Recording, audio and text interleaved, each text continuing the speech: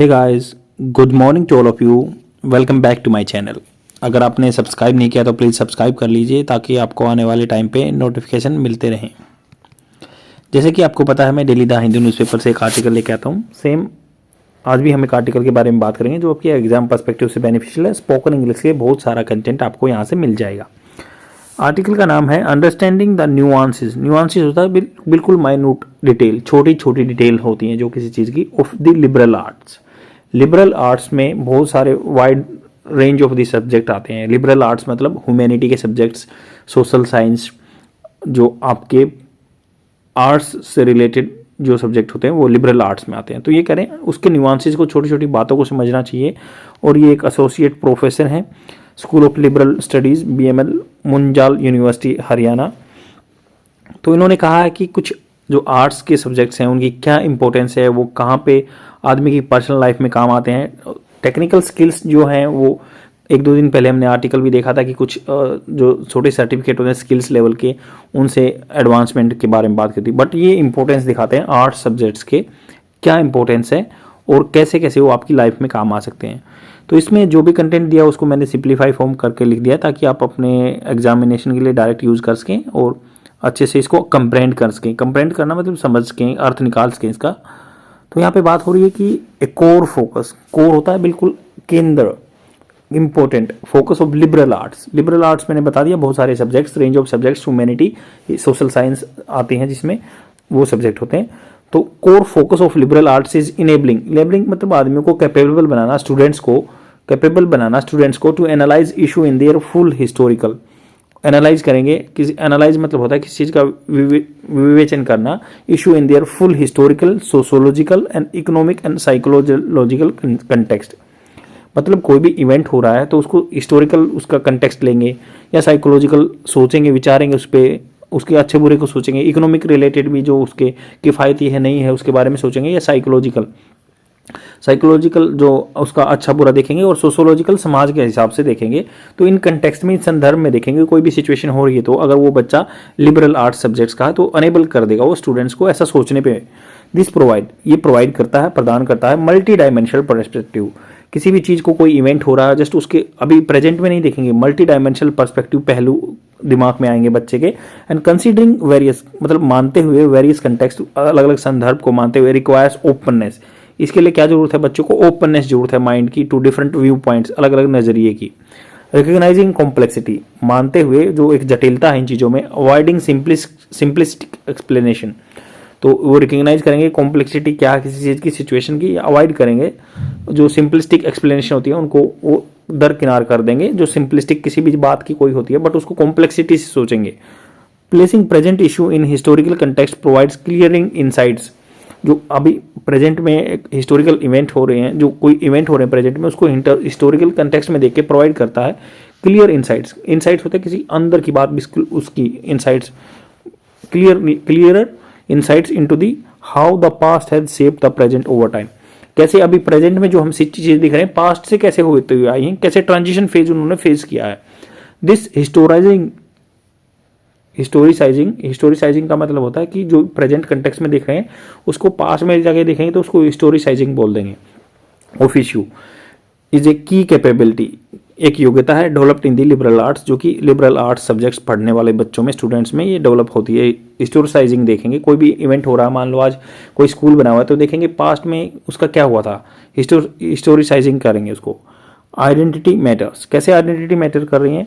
Peoples identity, आदमियों की जो आइडेंटिटी है बेस्ड ऑन द रीजनल, कोई लोकल लेवल पे, कोई किसी एरिया में रह रहा है कोई आदमी या कम्युनिटी रह रही है, कोई ट्राइब रह रहा है, या उसके रिलीजियस क्या हो, कोई जोन सा वो भी धर्म फॉलो कर रहा है, या जेंडर मेल है फीमेल है, या उसके हिसाब से, या अदर एफिलिएशन, या इनसे कुछ जुड़े हुए पॉइंट जो हैं। आर इंट्रिंजिकली होता है अंदर में, विथ इंट्रिंजिकली होता है किसी आंतरिक बात, टाइड, ये अंदर से जुड़े हुए हैं, टाइट बंधे हुए हैं टू हु, उससे दे आर, जिससे वो अंदर से जुड़े हुए हैं। मतलब जिस चीज़ को वो अंदर दिल में मानते हैं या किसी चीज़ रिलीजन को फॉलो कर रहे हैं, जेंडर को फॉलो जो हैं वो, उसका कंटेक्स्ट देखना पड़ेगा। और एक्नोलॉजिंग, इन चीज़ों को मानते हुए, एक्नोलॉज करना किसी चीज़ को मानते हुए। This identity is not reductive. Reductive क्या मतलब होता है? किसी चीज़ को कम आंकना, उसकी सिंप्लिसिटी दिखाना उसको। ये रिडक्टिव नहीं है बट रिकग्नाइजिंग डिफरेंस, हम रिकग्नाइज करना चाहिए डिफरेंसेस को। मतलब इसी इंपॉर्टेंस को कम नहीं कर रहे हैं, बट उसको रिकग्नाइज करा रहे हैं कि ये डिफरेंस है सब में, जेंडर के बेस पे, रीजनल एरिया के बेस पे, सब में डिफरेंस है। इग्नोरिंग और इग्नोर करना, किसी चीज़ को नकारना या डाउन प्लेइंग, उसकी इंपॉर्टेंस को कम करना, आइडेंटिटीज ऑफन लीड्स टू होमोनाइज होमोजिनाइज का मतलब होता है सबको सिमिलर आंकना। होमोजेनाइज मतलब सामंजस्य बैठाना दोनों में। नैरेटिव, एक नैरेटिव, एक धारणा बना देते हैं दैट ओवरलुक, जो अनदेखा कर देता है रियल डिफरेंस, जो रियल में डिफरेंस होते हैं, एथनिक बेस पे डिफरेंस होते हैं, लोकल एरिया के लेवल पे डिफरेंस होते हैं। अगर इनको हम होमोजेनाइज कर देते हैं ना, तो जो एक जनरलाइज फॉर्म में एक नैरेटिव बना देते हैं, उसको रियल डिफरेंसेस को हम इग्नोर कर रहे हैं। And between groups central to the many conflicts, ये बहुत ही कॉन्फ्लिक्ट्स का कारण बन सकता है। A liberal arts approach, liberal art का जो अप्रोच होता है देखने का, प्रॉम्प्ट्स करता है, उकसाता है, एनालिसिस करना, विवेचन करना of why and how identities matter in particular situation, क्यों और कैसे कोई किसी आदमी की आइडेंटिटी मैटर करती है, मायने रखती है किसी पर्टिकुलर सिचुएशन में ऑफ टेंशन। कोई भी सिचुएशन आपके सामने टेंशन की आती है तो उसमें किसी आदमी की आइडेंटिटी कैसे मायने रखती है। कोई मान लो कोई साउथ से है तो वो अलग से आइडेंटिटी को सोल्व करेगा किसी चीज़ को, या नॉर्थ से उसको अलग सोचने का तरीका होगा, या कॉन्फ्लिक्ट बिटवीन द ग्रुप्स। तो यहाँ पे बात करें सेंटरिंग पावर, केंद्रित पावर कैसे है, incorporating analysis of the power relation, incorporate करना, सम्मिलित करना, एनालिसिस को विवेचन करना, पावर रिलेशन, पावर के जो रिलेशन है। Hierarchy does not simplify situation, ये खाली डज नॉट का मतलब होता है नहीं करते हैं, सिंप्लीफाई करते हैं situation, but provides deeper insights, ये प्रोवाइड करते हैं डीपर इनसाइट, गहन जो इनसाइट्स है, किसी चीज़ की अंदर की बात, इनसाइट्स होता है किसी चीज़ की अंदर की गहन बात, ये प्रोवाइड करते हैं deeper insights into the real dynamics. Real dynamics मतलब जो वास्तव में डायनेमिक्स जो चेंज हो रहा है।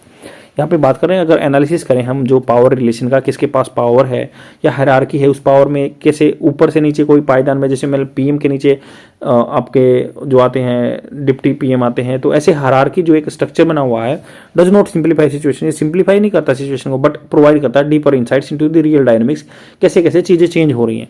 ओवरलुकिंग, अगर हम अनदेखा कर देंगे, ओवरलुकिंग का मतलब होता है अनदेखा करना। पावर स्ट्रक्चर्स, जो पावर स्ट्रक्चर सबसे ज्यादा किसके अंदर पावर है, तो उस स्ट्रक्चर को अगर इग्नोर कर देंगे तो लीड्स टू नेव होता है नव सीखा, नया पर्सपेक्टिव, एक नया पर्सपेक्टिव लेगा, या मतलब अनएक्सपीरियंस पर्सपेक्टिव पहलू आ जाएगा, किसी चीज का नजरिया आ जाएगा। डिस्कनेक्टेड फ्रॉम रियलिटी, जो कि रियलिटी से डिस्कनेक्ट रहेगा। As power is a fundamental in society, तो सोसाइटी में पावर फंडामेंटल रहती है, क्योंकि जो हायरार्किकल स्ट्रक्चर में जैसे किंग रहता था वो सबको एक संचालन करता था, वैसे ही आज भी पावर कुछ कम्युनिटी के पास या कुछ के पास पावर है, वो सबको एक डायरेक्शन देते हैं, उससे क्या हो पूरी सोसाइटी चलती है। पावर ऑपरेट्स, जो पावर रहती है, पावर क्या रहती है, पावर का मतलब ये होता है कि आपके किसी के सामने वाले का बिहेवियर चेंज कर दे आपसे बात करते टाइम, यही पावर होती है ना। तो पावर ऑपरेट करती है कॉम्प्लिकेटेड वेज में, बहुत जटिलता वे में, स्पेसिफिक टू, अगर मतलब स्पेसिफिकली बात करें तो मतलब पर्टिकुलरली बात करें तो ईच कंटेक्स्ट, हर कंटेक्स्ट में, हर पहलू में अलग अलग तरह की पावर ऑपरेट करती है कॉम्प्लिकेटेड से। न्यूआंस, बिल्कुल छोटे छोटे अंडरस्टैंडिंग, छोटी छोटी अंडरस्टैंडिंग, नॉट एक्सक्लूजन, एक्सक्लूजन नहीं करना, सब चीज़ों को स्पेसिफिकली देखना है। कोई कम्युनिटी है उसको स्पेसिफिकली ट्रीटमेंट देना है, उसको अलग से पावर डायनेमिक्स देखनी है उसकी। Is Q for liberal arts analysis, ये बहुत ही की है, कुंजी है। अगर हम छोटे छोटी चीज़ों को इग्नोर नहीं करना, एक्सक्लूजन नहीं करना, न्यूआंस छोटी छोटी चीज़ों को समझना है, या पर्टिकुलर कम्युनिटी की हमें जांचना है कि इसकी क्या डिमांड है, क्या है।